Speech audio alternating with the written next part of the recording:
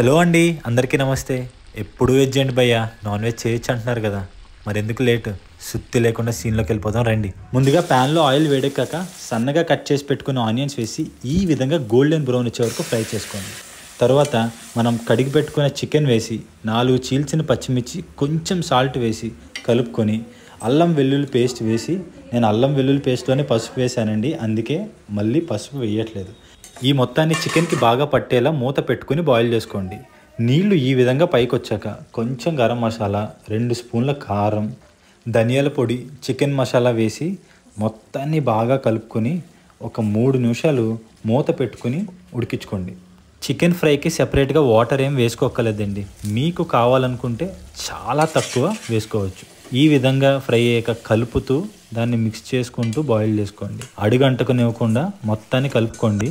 తర్వాత chicken piece ఉడికిందో లేదో కొంచెం తీసి ఈ విధంగా చూసుకోండి. చికెన్ పీస్ ఈ విధంగా ఉడికాక కొంచెం కరివేపాకు, కొత్తిమీర వేసి ఒక్కసారి కలుపుకొని స్టవ్ ఆఫ్ చేసుకొని సర్వ్ చేసుకొని తింటే ఉంటుందండి. బాబోయ్, నా నరాలు లాగేస్తున్నాయండి. చపాతీలోకైనా రైస్లోకైనా పేరు పెట్టలేమండి. మీకు చపాతీలో ఇష్టమా, రైస్లో ఇష్టమా? కమెంట్ చేయండి.